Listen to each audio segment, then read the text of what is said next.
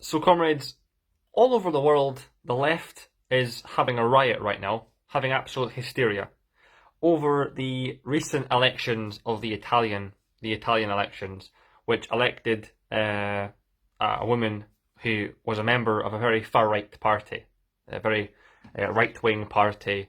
Um, and yeah, the left all over the Western world is in a hissy fit right now because she won. Um, no one's actually willing to talk about why she won. People are just so angry. Oh, we've elected a fascist, or Italy has elected a fascist, and Europe is on the brink of embracing a second wave of fascism unlike anything since World War II. And that's correct. Europe is under attack. And there is a serious threat that in the next maybe 9 to 10 years, the vast majority of governments in Europe will be under very far right-wing parties. Even in Scandinavia, the utopian, egalitarian societies of Scandinavia, of course, us Marxist-Leninists know is absolute bollocks. But even they are not social democracies anymore. Their economic model is socially democratic, I guess. Their economic model, but the actual political parties that are in charge, four out of the five Scandinavian nations are now actually ruled by right-wing parties. Norway is under a very right-wing conservative party. Sweden is also under a right-wing conservative party. Iceland has an extremely right-wing prime minister right now. He is extremely anti-tourist, anti-foreigner, anti-Islam, very right-wing. And Finland. I mean, Finland have voted in favour of joining NATO. They want military help against the Russians if the Russians push into their country. Obviously, that doesn't necessarily make them right wing, but I mean, historically, they have been very right wing, and historically, from a dialectical perspective, they have always been on the side of fascism when it comes to global conflicts. Even dating from World War II, the Nazis sent battalions over to Finland, and Finland used those Nazi battalions to fight against the Russians, the Soviet Union back then. The Finland had a very rich fascist and white supremacist history. Even when it comes to their music scene in Scandinavia, you have the Norwegian and Finnish black metal bands, which a lot of them are quite openly fascist and white supremacist, and they are usually very nationalistic and patriotic in their opinions and in their political, domestic and foreign beliefs.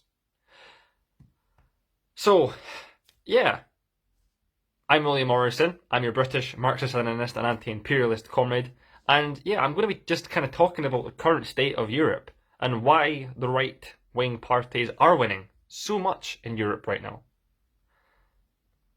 A lot of Americans, a lot of Western leftists are getting very, very emotional right now because of this election of the Italian Prime Minister, who's a member of a right-wing party, and she has allies in other parties. She's very supportive of Viktor Orban.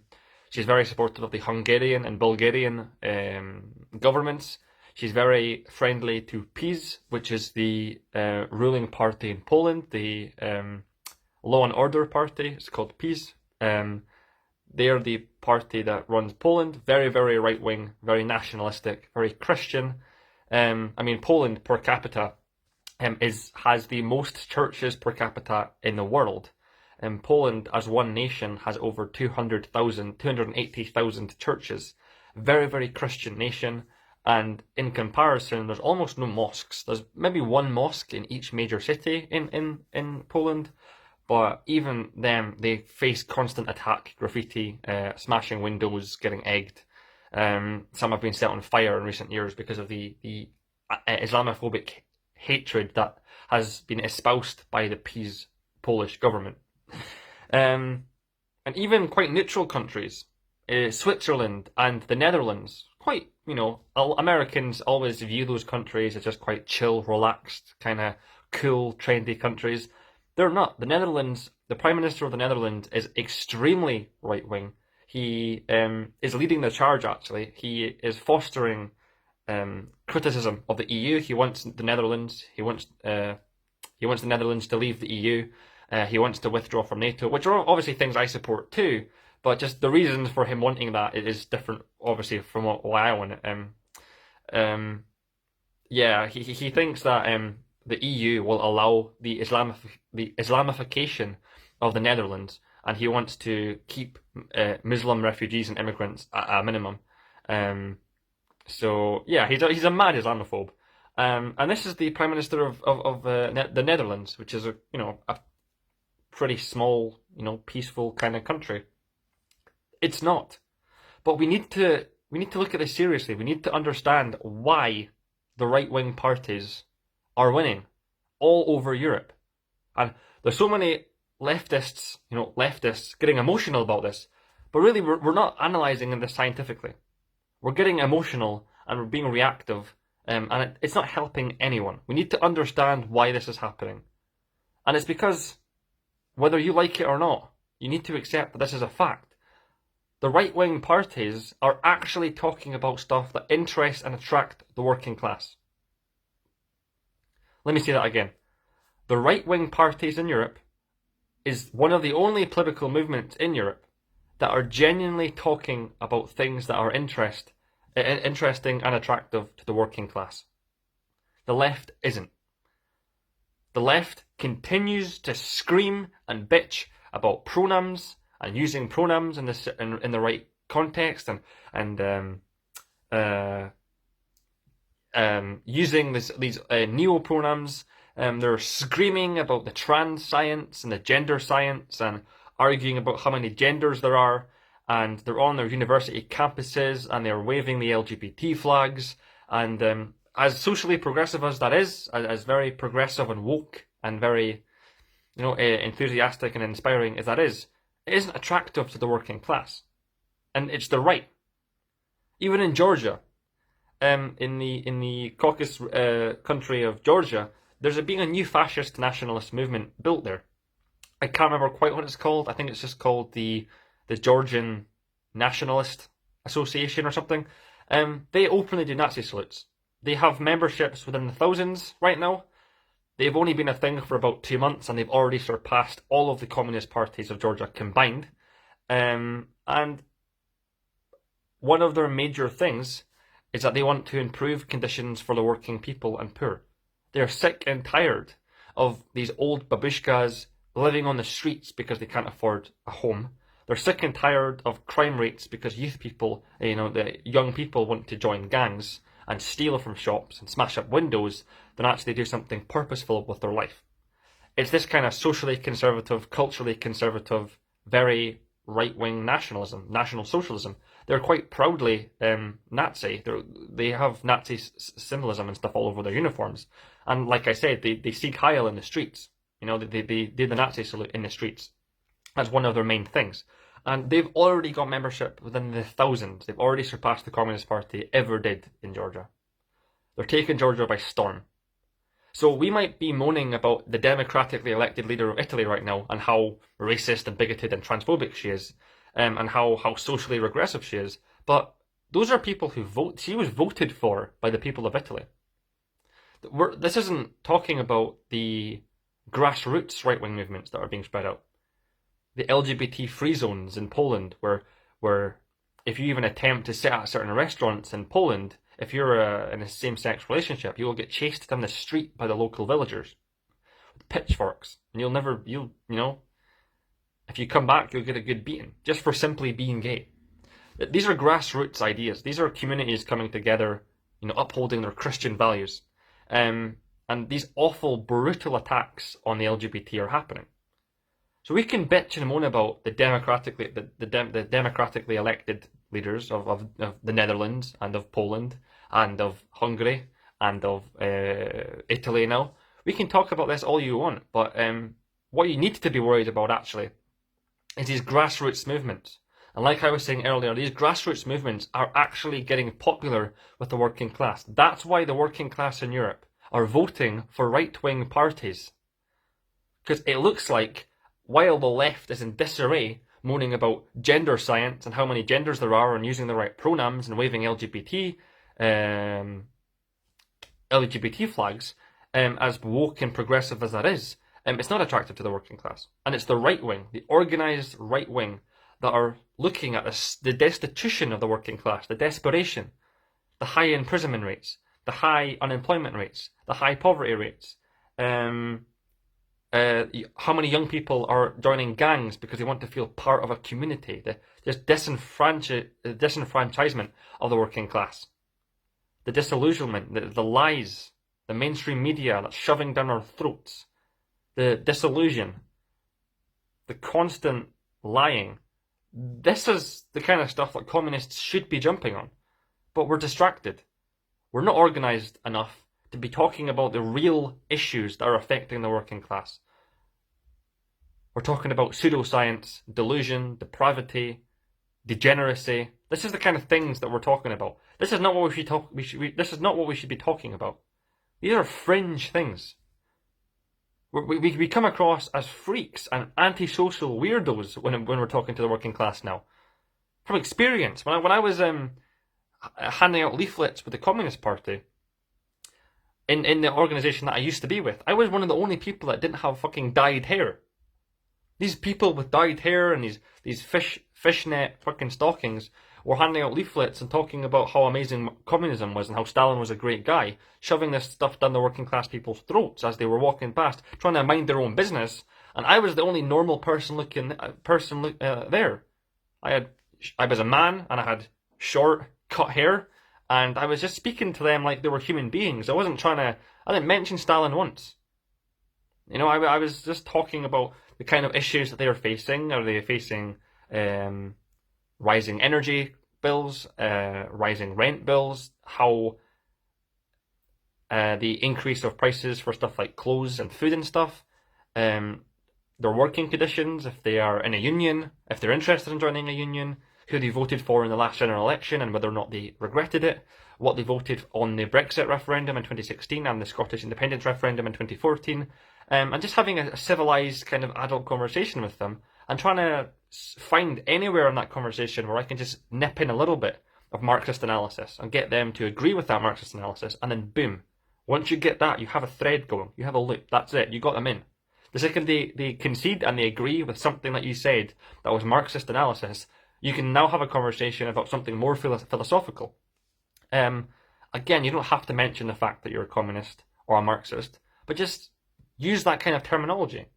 Use exploitation. Use oppressed. Use those kind of words. You know, it doesn't have to be attached to the working class. So I've since left the organisation because they were too concerned filling a diversity quota and having a certain amount of percentage. They were obsessed with diversity. And I'm sorry, but the working class is a diverse organisation. I understand that. But yeah, we didn't go anywhere. We collapsed. We just pandered to the identity politics line and we collapsed. And that is why the right is winning as well. That's another reason why the right is winning. The left, these left-wing organisations, self-proclaimed communist organisations in Europe, are calling themselves Marxist and anti-imperialist and Marxist-Leninist. But they're terrified of being accused of being transphobic. They're terrified of being called a TERF.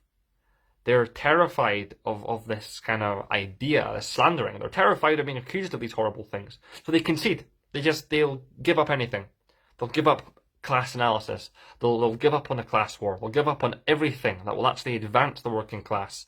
And instead they will obsess over these very fringe social and cultural trends that in 10 years' time nobody will even remember they even happened. They'll be forgotten about and laughed about. Like, remember those stupid days where people thought that was funny to do that? What a blast that was. Whereas the right wing are not looking at things short term. They're looking at the long term. They're looking at the poor material conditions of the working class. And it's them that are going out and reaching to the working class. And they don't come across as idiots. They don't come across as your typical degenerate. They don't come across as people who are obsessed with pseudoscience and screaming about pronouns. They genuinely seem like they care. And obviously, as a communist, I'm completely reject right-wing ideas. Very utopian, unscientific, often bigoted and ignorant, and completely divorced from reality of dialectical and historical materialism. But most working class people don't know that. And so they vote for the right-wing parties. This isn't an endorsement of the right wing. This is not me saying that we should be supporting the right wing. I'm just giving an explanation for why they're winning and we're not. We are a mess right now. We are arguing and obsessing and fixating over all of the wrong things in society, where the right wing are taking us by storm. They are sweeping Europe off of their feet right now. And people are sooner and sooner embracing fascism. In Georgia, in Poland, in Ukraine, in Finland, in Norway, in the Netherlands, in Switzerland, in Italy, in Czech Republic, in Spain and in France. Everywhere in Europe, every single country in Europe right now has quite a strong right-wing grassroots movement. And right-wing parties, anti-immigration parties, these kind of parties with quite retrograde and regressive views, they are winning. Working class people are voting for them. So my main point here is that the left wing, the Western left, need to get our shit together. We need to get our shit together. Stop talking about stupid stuff that working class people don't care about. Actually show and prove to working class people that we care about them. Because we actually do care about them. The right wing don't. The right wing want to attract the workers, and they will say whatever they want. They will say what they think the workers want to hear to get into power. It's what Hitler did in 1936. He said all these great things, and he was going to restore glory to the fatherland, and the second he got into power, he turned it into a military police state. A 1984 dystopia. But, before 1984, obviously. Fascists, again and again, just lie and say what they think people want to hear to get into power, so they can feel like they have legitimacy, so they can feel that they have power and rightful divine power by the people. But they lie. Communists are the ones who actually are on the side of the working class people. And if you have a dialectical lens on history, then you will see that in every single fight for progress and advancement for the working class, it's been communists fighting side by side with the workers, fighting them and helping them along the way. But we've lost that in recent years, and we need to go back to that. That's why my main platform right now is to get back to the original, orthodox, traditional Marxism-Leninism that we have lost today. The good old-fashioned, the Soviet-style Marxism-Leninism. The Thomas Sankara of Burkina Faso. That kind of Marxism-Leninism. The Marxism-Leninism of the DPRK, of China, of Vietnam, of Laos, of Cuba. Proper, genuine Marxism-Leninism. The Marxism-Leninism of the Warsaw Pact, of Eastern Germany, of Yugoslavia. We need to go back to that kind of Marxism-Leninism. We have lost our way in recent years. And until we get our shit together, and until we stop talking about fringe pseudoscience that confuses and quite rightly just pisses the working class people off, we will not win general elections. We will not get support through grassroots movement. We will continue to get laughed at by the people until we change up our attitude. So stop screaming about pronouns. Stop screaming about pseudoscience and delusion. Stop glorifying mental illness. Stop having anime and pig crew profile pictures. Get out on the streets. Stop being antisocial. Get out on the streets, talk to workers, get a job, join a union, do stuff, agitate, educate, organise. That's what we need to do. Read Lenin, read Marx, read Engels, read Stalin, read Mao. Read Kim Il-sung and Kim Jong-il. Read the works of Saddam Hussein and Muammar Gaddafi, Yasser Arafat, Burkina Faso, Thomas Sankara. Read these works. Read the theory, study the history of Marxism-Leninism, and look at the current state of the world right now. And stop being reactionary. Stop overreacting. Stop getting hysterical. Stop getting emotional when bad things happen. And try to analyse, understand and evaluate why they happened in the first place. The left is disorganised, and we are a laughingstock to the working class people, and the right wing have very simple and popular messages that seem to actually care about working people. Please take that into consideration and think about that next time you want to moan and bitch about the results of a democratic election. Thank you.